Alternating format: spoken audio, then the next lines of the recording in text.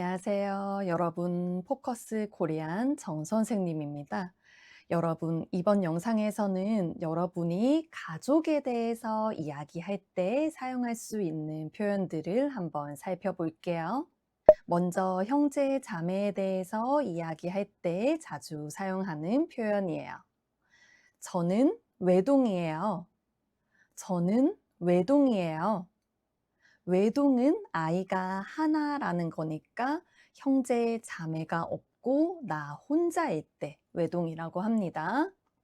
그 다음, 저는 일남 일녀 중 장녀예요. 저는 이남 일녀 중 둘째예요. 형제, 자매를 이야기할 때 몇 남, 몇 녀 이렇게 이야기를 할 수 있어요. 그리고 가장 큰 언니, 큰 누나를 장녀라고 하고 큰 오빠, 큰 형을 장남이라고 합니다. 그 밑으로는 다른 표현들이 있지만 가장 많이 쓰는 표현은 그냥 둘째예요, 셋째예요 이렇게 이야기하면 되겠습니다. 그 다음, 저는 3남매 중 막내예요. 위로 오빠 한 명, 언니 한 명이 있어요. 저는 3남매 중 막내예요. 위로 오빠 한 명, 언니 한 명이 있어요. 저는 장남이에요. 아래로 남동생 둘 있어요. 저는 장남이에요. 아래로 남동생 둘 있어요. 그래서 나보다 나이 많은 형제 자매를 이야기할 때 위로라고 이야기하고 나보다 나이 어린 형제 자매를 이야기할 때는 아래로 남동생이 있어요. 여동생이 있어요. 이렇게 표현할 수 있어요.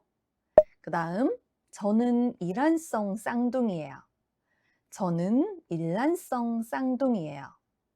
일란성 쌍둥이는 둘이 생김새가 다른 쌍둥이, 그리고 일란성 쌍둥이는 두 사람이 똑같이 생겼을 때, 그때 우리 일란성 쌍둥이라고 하죠. 그리고 나와 결혼한 남편, 아내는 배우자라고 합니다. 그리고 아이들은 자녀 아니면 자식이라고 표현할 수 있어요. 배우자와 자녀를 이야기할 때 자주 사용하는 표현도 살펴볼게요. 저는 아들 하나, 딸 하나 있어요. 저는 아들 하나, 딸 하나 있어요. 연년생 아들 둘 키우고 있어요. 연년생 아들 둘 키우고 있어요. 연년생 딸 둘 육아 중이에요. 연년생 딸 둘 육아 중이에요. 연년생은 형제나 자매 간의 나이 차이가 1살 밖에 안 날 때 연년생이라고 해요. 예를 들어서 아들이 2명 있는데 한 명은 7살, 한 명은 6살이에요. 그럼 그 둘은 연년생입니다. 그리고 키우고 있어요. 육아 중이에요. 이런 표현들은 보통 어린 아이들 대상으로 이야기할 수 있어요. 그래서 나의 아이가 이미 대학생, 어른이에요. 그때는 키우고 있어요. 육아 중이에요. 이런 표현은 잘 쓰지 않아요. 자식들은 다 출가하고 남편하고 둘이 살아요. 자식들은 다 출가하고 남편하고 둘이 살아요. 이 표현은 좀 나이가 많으신 분들이 사용할 수 있어요. 이미 자식들이 다 어른이 되어서 독립을 하거나 결혼을 해서 집에서 나갔어요. 그럴 때 우리 출가하다라고 이야기할 수 있어요. 그래서 자식들은 다 출가했어요. 이렇게 표현할 수 있습니다. 이혼하고 혼자 아이 키우고 있어요. 이혼하고 혼자 아이 키우고 있어요. 그리고 가족들과 같이 사는지 따로 사는지 거주에 대해서 한번 이야기해 볼게요. 저는 회사 앞에서 자취하고 있어요. 회사 앞에서 자취하고 있어요. 자취 10년 차예요. 자취 10년 차예요. 작년에 독립해서 나왔어요. 작년에 독립해서 나왔어요. 부모님하고 같이 살아요. 부모님하고 같이 살아요. 저는 어머니랑 둘이 살아요. 아버지는 고등학교 때 돌아가셨어요. 저는 어머니랑 둘이 살아요. 아버지는 고등학교 때 돌아가셨어요. 누구하고 함께 살 때, 같이 살 때 그냥 뭐뭐랑 뭐뭐하고 같이 살아요. 이렇게 표현하면 되겠죠? 부모님 모시고 살고 있어요.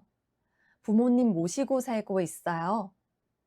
그런데 여기에서 모시고 살다는 같이 살다 하고는 조금 의미가 달라요. 모시고 살다는 내가 부양하다라는 의미가 있기 때문에 내가 생활비를 다 내는 거, 내가 부모님을 돌봐드리면서 같이 사는 거, 그때 우리 모시고 살다라고 합니다. 그래서 부모님이 젊으실 때 자식하고 부모님하고 같이 사는 거는 모시고 사는 게 아니에요. 그런데 부모님이 나이가 많이 드셨어요. 그래서 잘 지내시는지, 식사는 잘 하시는지 좀 챙겨봐 드려야 돼요. 그래서 자식들이 부모님하고 같이 살면서 식사도 챙겨 드리고 또 병원도 같이 가 드리고 이렇게 지낼 때 우리 모시고 살다라는 표현을 씁니다. 사정이 있어서 부모님 댁에 잠깐 들어가 살고 있어요. 사정이 있어서 부모님 댁에 잠깐 들어가 살고 있어요. 시댁에 잠깐 얹혀 살고 있어요. 시댁에 잠깐 얹혀 살고 있어요. 여러분, 여기서는 들어가 살다라는 표현과 얹혀 살다라는 표현을 했어요. 들어가 살다는 내가 독립을 해서 집 밖에 나왔어요. 어른이 되어서 출가를 했는데 뭔가 사정이 있어서 다시 부모님 집으로 들어가서 지낼 때 우리 들어가 살다라고 합니다. 그래서 내가 잠깐 사업을 했는데 사업이 좀 잘 안 되었어요. 그래서 돈이 없어. 그래서 내 집을 팔았어요. 그래서 내가 잠깐 살 곳이 없어서 부모님 집에 다시 들어가서 살 수 있어요. 그리고 비슷한 표현입니다. 시댁에 잠깐 얹혀 살고 있어요. 얹혀 살다는 들어가 살다보다 조금 더 정도가 심해요. 내가 진짜 집이 없고 돈이 없어요. 지금 상황이 안 좋아요. 그래서 다른 사람 집에서 좀 도움을 받아서 지내고 있을 때 우리 얹혀 살다라는 표현을 씁니다. 특히 그 집이 내 집이 아니에요. 우리 부모님 집인데 나는 돈 하나 안 내고 거기 들어가서 살아요.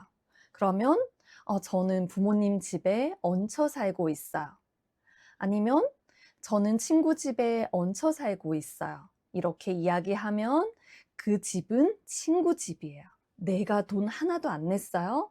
하지만 나는 잠깐 사정이 있어서 그 친구 집에서 같이 사는 거예요. 그 친구에게 부탁하고 같이 사는 거예요. 그럴 때 어디 어디에 얹혀 살다 이렇게 이야기할 수 있어요. 친정에서 살다가 얼마 전에 분가했어요. 친정에서 살다가 얼마 전에 분가했어요. 이 표현은 예전에는 같이 살았는데 지금은 그 집에서 나와서 따로 살고 있다라는 뜻이에요. 그래서 분가하다라는 표현은 어떤 한 집에서 이제 나와서 따로 살 때 분가하다라는 표현을 씁니다. 신혼 때 잠깐 처가댁에서 살았어요. 신혼 때 잠깐 처가댁에서 살았어요. 나는 남자예요. 그럼 나의 아내의 부모님 집은 처가댁이라고 합니다. 나는 여자예요. 그리고 나는 결혼을 했어요. 나의 남편의 부모님 집을 시댁이라고 합니다. 그리고 나는 여자예요. 결혼한 후에 나의 부모님 댁은 친정이라고 합니다. 그리고 나는 남자예요. 결혼한 후에 나의 부모님 댁은 본가라고 합니다. 복잡하죠?